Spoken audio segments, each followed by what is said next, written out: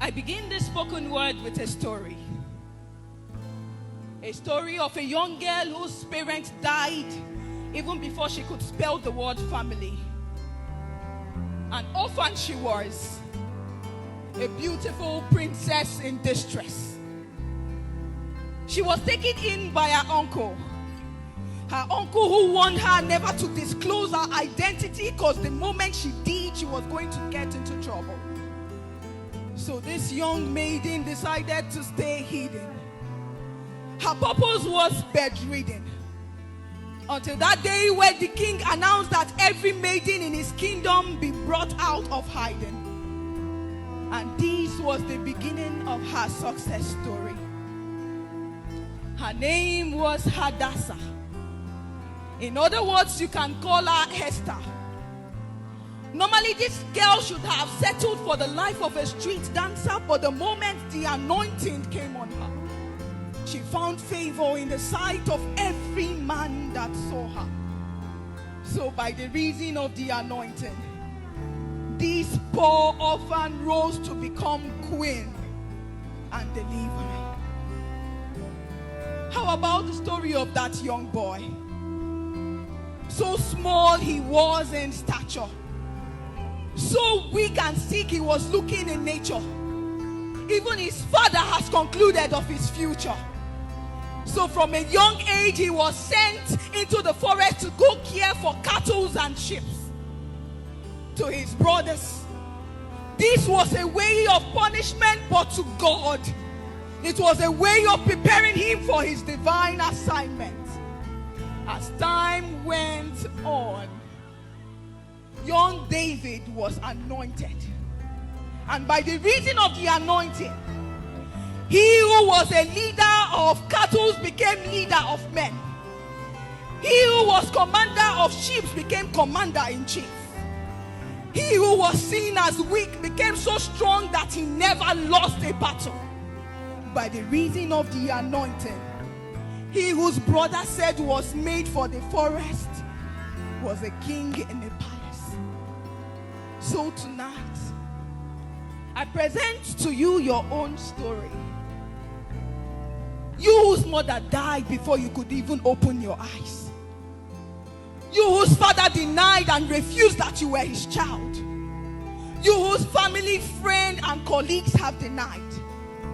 You who seem so hopeless and you see no reason to be alive.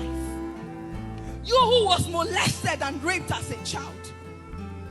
You who have lost your identity and so for that reason you have chosen to stay hidden. You who looks like favor has despised and frustration has welcomed you with a wide open arms. You who it is so obvious that you lack the anointing.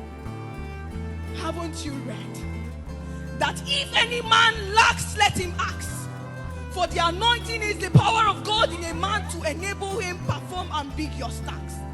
Because he who carries the anointing never lacks. Because the anointing attracts. He attracts favor, peace, and light. It is more like a magnet that compels. At the same time, it repels darkness. So to you who desires anointing, are you ready to go through the pain and path of the anointed? Believe me, your stories are valid. But at the same time, you also need the anointing to take it to your generation. So imagine if Esther had given up as an orphan. How would she have become queen and deliverer? Imagine if David had rejected the preparation of the forest. How would he have rose to become a king? Now imagine if you quit at this current level of success.